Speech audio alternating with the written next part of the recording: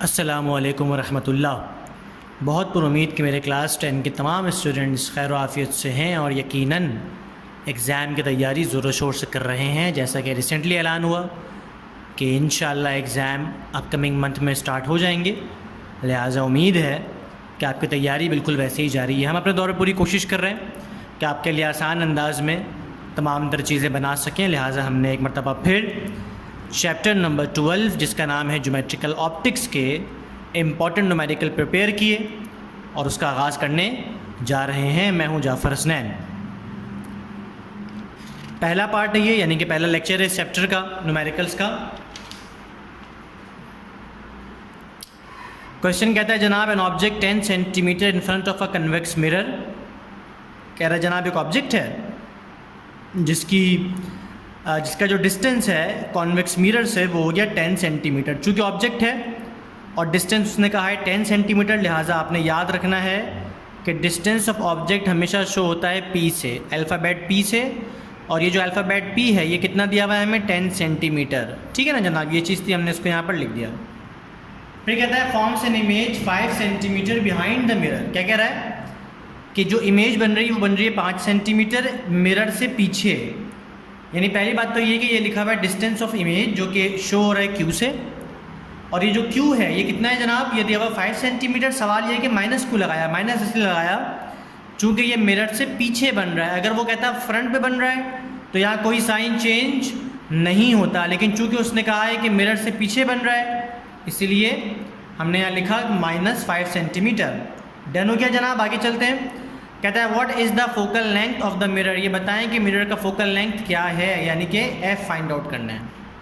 ठीक है जनाब, उम्मीद है कि बहुत आसान अंदाज में इस क्वेश्चन का डेटा आप तक पहुंच गया। चूँकि हमें फोकल लेंथ निकालना है, तस्करा हो रहा है मिरर का, लिहाजा इस्तेमाल क्या करेंगे जनाब, फार्मूला। क्या कहते हैं इसको कहते हैं मिरर फार्मूला। क्या होता है 1/f is equals to 1/p plus 1/q। ठीक है जनाब, इसका डेटा हमने लिखा 1/f इज इक्वल्स टू 1/10। 10 क्या था, P था, लिहाजा हमारे पास हमारा ऑब्जेक्ट डिस्टेंस आ गया 10 माइनस 1/q। यहाँ चूँकि प्लस था लेकिन आपको पता है कि Q के साथ माइनस था, इसलिए हमने इसको प्लस माइनस माइनस डायरेक्ट लिख दिया। 1 ऊपर ऐसे ही आ गया। 5 हमारे पास क्या है जनाब, Q यानी कि इमेज का डिस्टेंस। आगे हमने 1/f ऐसे ही लिखा। 10 और 5 का LCM ले लिया, LCM आ जाएगा 10।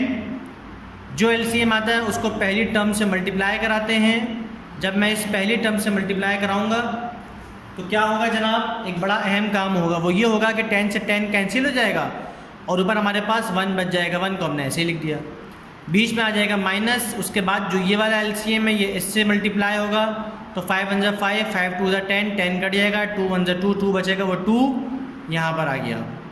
डन है, आगे चलते हैं। प्लस माइनस, माइनस 2 में से 1 निकला, 1 बचा, साइन बड़ी वैल्यू का यानी कि माइनस का, नीचे आ जाएगा हमारे पास 10। अब ये बन गया 1/f इज इक्वल्स टू -1/10। इन दोनों को मैं पलट रहा हूँ, या यूँ कह सकते हैं कि डिनोमिनेटर को न्यूमिनेटर बना दूंगा और न्यूमिनेटर को डिनोमिनेटर। देखें ये 1 नीचे आ जाएगा तो ये F ऊपर चला जाएगा, बिल्कुल ऐसे ही ये 10 ऊपर चला जाएगा और ये 1 नीचे आ जाएगा, तो बन जाएगा F is equals to 10, sign आ जाएगा माइनस का, centimetre. F is equals to -10 centimetre. ये आ गई हमारे पास फोकल लेंथ की वैल्यू। उम्मीद है कि बहुत आसान अंदाज में ये न्यूमेरिकल आप तक पहुंच गया। आगे चलते हैं जनाब। 12.2 दूसरा न्यूमेरिकल है हमारा। क्या कहता है एन ऑब्जेक्ट 30 सेंटीमीटर टॉल। एक ऑब्जेक्ट है जिसकी ऊंचाई 30 सेंटीमीटर है, यानी ऑब्जेक्ट हाइट। तो पहली चीज़ हमने देखी और डेटा में पहले ही लिख दिया, ऑब्जेक्ट हाइट शो करते हैं HO से। कितना दिया हुआ जनाब, 30 centimetre. Is located 10.5 centimetre from a concave mirror. क्या कह रहा है कि ऑब्जेक्ट है जिसकी हाइट इतनी है, यानी उसकी लंबाई या ऊंचाई इतनी है, और कॉन्केव मिरर से 10.5 या फिर 10.5 सेंटीमीटर के फासले पर है। इसका मतलब है कि कौन है, ऑब्जेक्ट है, लिहाजा हमने लिखा ऑब्जेक्ट डिस्टेंस है, पर डिस्टेंस ऑब्जेक्ट शो हमेशा P से करते हैं, आपको ये बात याद है। और वैल्यू क्या आ गई जनाब, 10.5 सेंटीमीटर्स। फिर क्या कहता है विथ फोकल लेंथ 16 सेंटीमीटर। ये उन्होंने आपको फोकल लेंथ दे दी, आपने लिखा F is equals to 16 centimetre. फिर कहते हैं where is the image located, ये बताएं कि इमेज कहाँ पर वाक़ है, यानी कि इमेज कितने फासले पर बन रही है मिरर से। लिहाजा हमने लिखा डिस्टेंस इमेज, सिंबल लिख दिया Q is equals to question mark, यानी कि ये हमें फाइंड आउट करना है। फिर कहता है हाउ हाई इज़ इट, कितनी ऊंची है, यानी कि इमेज की हाइट पूछ रहा है।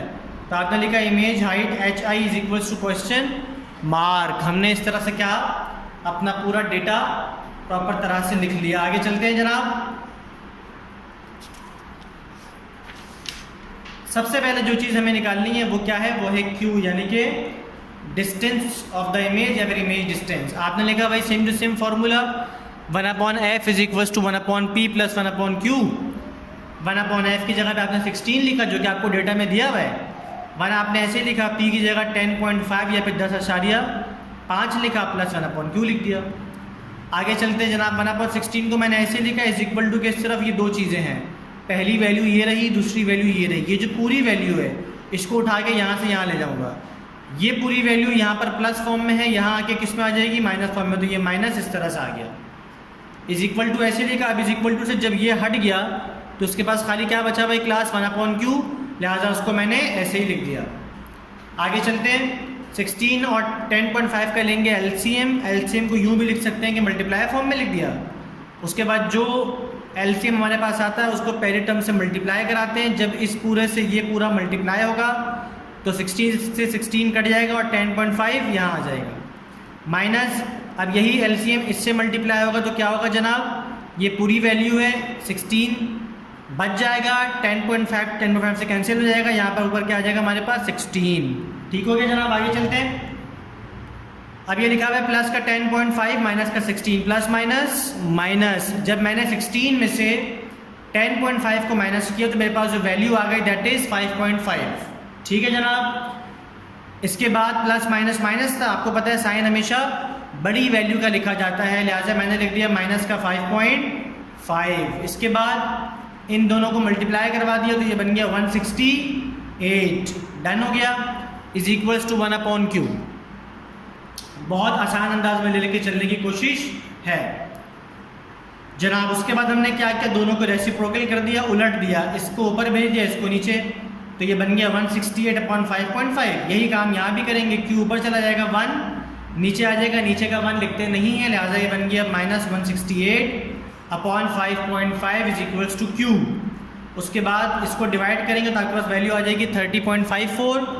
अगले स्टेप में इसको मैंने ट्विस्ट कर दिया, q यहाँ लिख दिया, इसको यहाँ लिख दिया, तो ये बन गया 30.54। माइनस का साइन चूँकि मिरर की वजह से आया था, लिहाजा डिस्टेंस में कभी माइनस नहीं लिखते, चूँकि फासला कभी माइनस में नहीं हो सकता। हाँ, ये जो माइनस है ये क्या शो कर रहा है जनाब, ये उसकी डायरेक्शन को शो कर रहा है कि ये इमेज बन कहाँ पर रही है। ठीक है भाई, आगे चलते हैं। इसके बाद हमें इसी सवाल में क्या निकालना था, HI यानी हाइट ऑफ इमेज। तो हमने बहुत आसान अंदाज में फॉर्मूला आपको लिखा जो कि होता है HI/HO is equals to Q/P। HI को मैंने ऐसे लिखा, HO यानी हाइट ऑफ ऑब्जेक्ट, ये मुझे गिवन था क्वेश्चन में कितना, दैट वाज 30। Q ये हमने अभी निकाला है, दैट इज़ 30.54। P सवाल में गिवन था, दैट वाज 10.5। हमने इन तीनों वैल्यूज़ को ऐसे सेम टू सेम पुट कर दिया। अगले स्टेप में जनाब हमने क्या किया, HI को हमने ऐसे लिखा, 30 हमारा यहाँ पर डिवाइड हो रहा है, इसको उठा के कहाँ ले जाएंगे, मल्टीप्लाई फॉर्म में। तो जो चीज़ यहाँ डिवाइड हो रही थी यहाँ के मल्टीप्लाई में आ जाएगी। ये बन गया 30.54/10.5 मल्टीप्लाई बाई 30।